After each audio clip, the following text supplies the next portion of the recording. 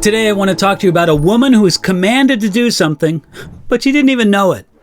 Here, 1 Kings chapter 17, verses 8 and 9, we read this. Then the word of the Lord came to him, that's Elijah, saying, Arise, go to Zarephath, which belongs to Sidon, and dwell there. See, I have commanded a widow there to provide for you. Elijah escaped from the murderous Queen Jezebel and found refuge in the wilderness beside a flowing brook. Miraculously, guided ravens from God faithfully brought him food. But the brook he counted on for water slowly dried up. At his point of need, God had a word for him. Go to a Gentile city and meet a widow whom I have commanded to provide for your needs. It was another unusual command for the prophet. When God told him, Arise, go to Zarephath, it meant that God led Elijah from the dry brook to a Gentile city. This was an unusual and challenging move for Elijah to make. It was strange to meet Elijah's needs from the beak of unclean birds, but it was even more strange to meet his needs among Gentiles who worshiped other gods. Indeed, at this time, when Elijah's main enemy and threat was Queen Jezebel, God led Elijah to go to the same general region that Jezebel came from. Yet God would receive trust from Elijah because Elijah had already seen what God had done. We see that God kept transplanting Elijah from his home to Jezreel, from Jezreel to Cherith, from Cherith to Zarephath. This transplanting made him stronger and stronger.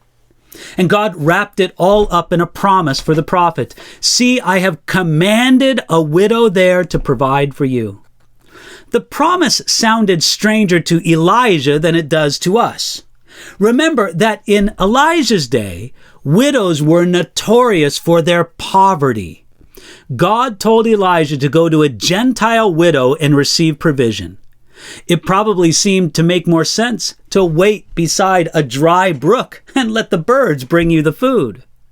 But he did what God told him to do, and when he came to Zarephath, what do you think Elijah found? As he walked to the village, he probably thought, Oh Lord, your ways are awesome. You plan to meet my needs through a rich Gentile widow. There aren't many rich Gentile widows who would want to help a prophet of God, but you found one, and you've commanded her to help me. Thank you, God. You are so amazing. You see, the verses that follow this tell us what happened. When Elijah came into Zarephath, he did not find a rich widow who offered to meet his needs. Instead, he found a poor widow gathering sticks, evidence of her true poverty. She gathered these meager scraps of wood for firewood. She didn't have any food for Elijah. She didn't even have firewood. Elijah perhaps thought that God would lead him to an unusually rich widow, but God led him to a poor Gentile widow. In addition, the woman didn't seem to know that God commanded her to provide for the prophet. God said that he commanded her, but she was unaware of the command. She just woke up that morning and went to gather sticks for a last meal for herself and her son. Yet, when she met the prophet, he boldly asked her for some water and some bread. Elijah boldly put that request in faith. Common sense and circumstances told him that the widow would not give so generously to a Jewish stranger, but faith made him ask. It was a strange, faith-stretching scene. Imagine yourself as the poor widow. You're so poor that you're near death. You have enough flour and enough oil to make one last small meal for yourself and your son, and then everything is gone. As you gather a few sticks for firewood to prepare your last supper, a stranger comes to you and politely asks you if you can feed him also. No one could have blamed her for telling him off or running away. Yet she didn't, because she was guided by God's hand. She was commanded by God without even knowing it. God would indeed provide for Elijah through this poor widow, and through her step of faith, God would provide for her own needs as well. When we are bold in faith, we trust in God's ability to provide, but we often limit him by picking and choosing the ways that we think he can or must provide.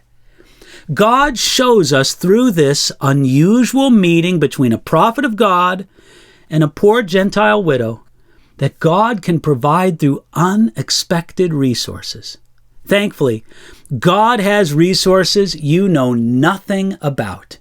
And it's true regarding material resources, as Elijah discovered, but it's also true, maybe even more true, regarding the resources that you really need for your soul and your spirit.